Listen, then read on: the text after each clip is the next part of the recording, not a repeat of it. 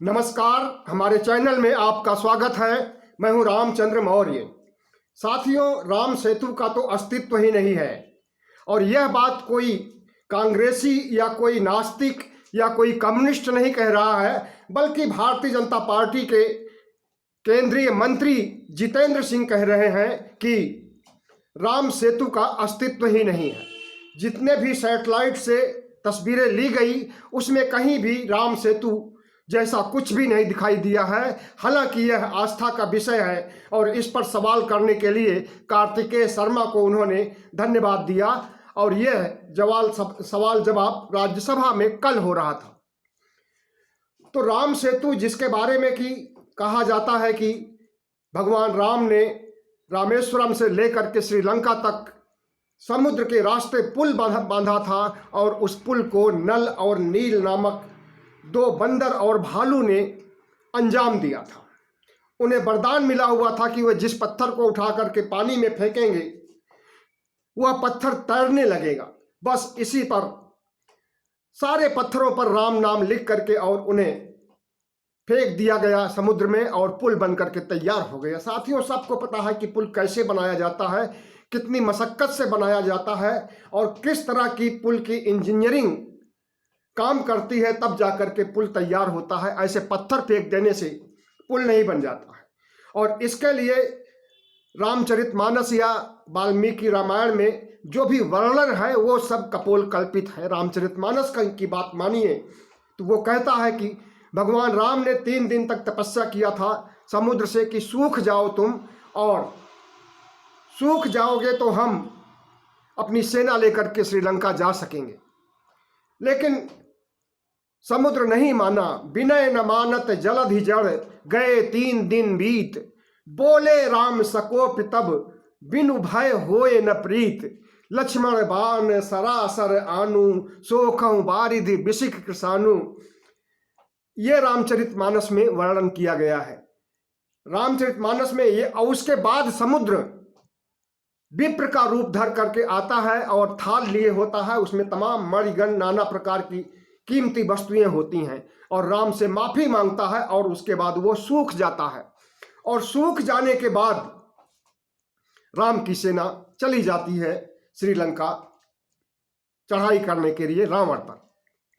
तो साथियों, रामायण का दास्तान कुछ और है, रामचरितमानस का कुछ और है और लोक जनश्रुतियां कुछ और कहती हैं। लोगों का अंधविश्वास, धर्म या श्रद्धा कुछ और कहता है। लेकिन जो वास्तविक स्वरूप है, जिसे कि राम सेतु बोला जाता है, बताया जाता है, उसका कोई अस्तित्व नहीं है रामेश्वरम से लेकर के श्रीलंका तक। और जहां तक जिस चीज को राम सेतु कहा जाता है वह राम सेतु है मन्नार द्वीप, जो कि पत्थरों के टुकड़े की चेन बनी हुई है, एक लंबी सी चेन बनी हुई है करीब 48 किलोमीटर तक। और यह चेन रामेश्वरम श्रीलंका से लेकर के पूर्वोत्तर मन्नार द्वीप के बीच में स्थित है। इसे भारत में राम सेतु कहा जाता है और दुनिया के देशों में एडम्स ब्रिज कहा जाता है। माना जाता है कि एडम्स ब्रिज 1,75,000 साल पुराना है और राम सेतु के बारे में कहा जा रहा है कि 18,000 साल पुराना है। तो अब इसमें कौन सी बात सही मानी जाए, आस्था की बात सही मानी जाए या जो दुनिया के देशों में एडम्स ब्रिज के बारे में बात कही गई है उसे माना जाए। और इस राम सेतु या एडम्स ब्रिज की गहराई 3 फुट से लेकर के 30 फुट तक है। 48 किलोमीटर में यह चेन पत्थरों का आपको देखने को मिल सकता है। इसके सबूत हैं, लेकिन इस बात को, इसे अगर राम सेतु कह दिया जाए, पत्थरों के चेन को, एक लंबी फेहरिस्त को, तो यह गलत होगा।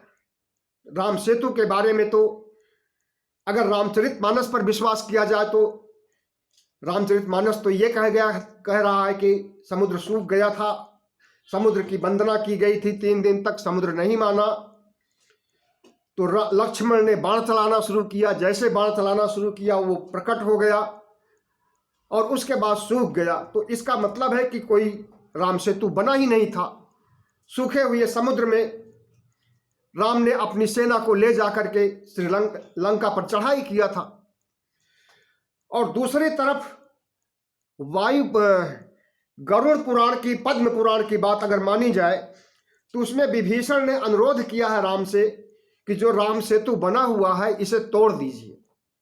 जब श्री राम रावण को मार करके विभीषण को राजा बना दिए थे और वहां से लौटने लगे थे सीता को लेकर के, तब उस समय विभीषण ने यह अनुरोध किया था। अब इसमें किस बात को सच माना जाए कि पुल बनाया ही नहीं गया था, और अगर पुल बनाया नहीं गया तो फिर तोड़ा किसे गया? किसे राम ने अपने बाणों से तोड़ा है? राम ने उसे अपने बाणों से इसलिए तोड़ा ताकि रामेश्वरम से यानी भारत से कोई भी व्यक्ति श्रीलंका न जा सके और वहां के राजा विभीषण को कोई नुकसान न पहुंचा सके। तो तरह तरह की बातें सुनने में आती हैं राम सेतु के बारे में, लेकिन जो एक महत्वपूर्ण वैज्ञानिक बात है वो भी आप जान लीजिए कि राम सेतु जिस जगह को, या एडम्स ब्रिज जिस जगह को के रूप में चिन्हित किया गया है, वहां पर 2005 में मनमोहन सरकार ने समुद्र सेतु समुद्रम नहर परियोजना की शुरुआत की थी। और इस परियोजना का उद्देश्य था कि जो छिछला समुद्र है और जो पत्थर हैं इन्हें हटा करके एक नहर का स्वरूप देना, और इससे यह फायदा होता कि जो हमारे जलपोत, पानी के जहाज जिन्हें कि श्रीलंका की परिक्रमा करके आगे बढ़ना होता है, कम से कम 30 घंटे की बचत हो जाती अगर इस परियोजना को अंजाम दे दिया गया होता तो। लेकिन इसी भारतीय जनता पार्टी ने 2005 में इसका घोर विरोध किया था और बोला था कि अगर यह परियोजना सफल होती है तो राम सेतु ही तोड़ दिया जाएगा और राम सेतु का अस्तित्व ही खत्म हो जाएगा। वही राम सेतु जिसके बारे में चट्टानों के चैनल के बारे में अभी मैंने आपको बताया था, उसी को ये लोग राम सेतु मानते हैं। और दूसरी तरफ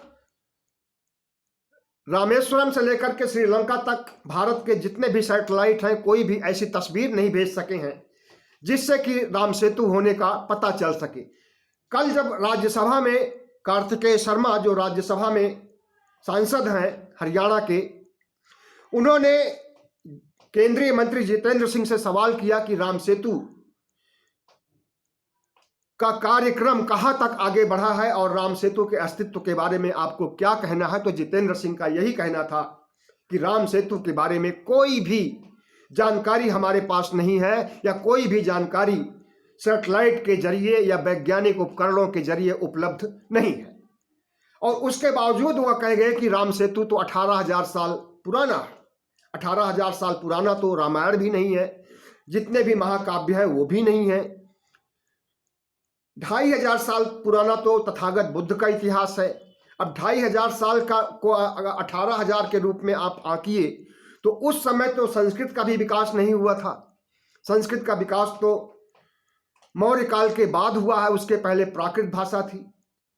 तो इस तरह से राम सेतु के बारे में जितना अंधविश्वास और पाखंड हिंदू धर्म में फैला हुआ है, उसे एक मुंहतोड़ जवाब दिया है किसी और ने नहीं, भारतीय जनता पार्टी के मंत्री ने, जितेंद्र सिंह ने।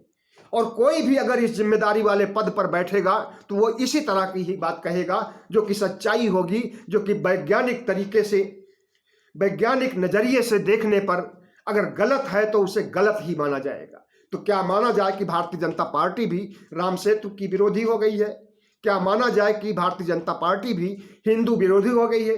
क्या माना जाए कि भारतीय जनता पार्टी जो अरसे से राम सेतु के बारे में अवधारणा बनाए हुई थी और सेतु समुद्रम परियोजना का भी उसने विरोध किया था, और इस परियोजना का ये हश्र हुआ कि ये सबसे पहले मद्रास हाई कोर्ट में गया ये मामला।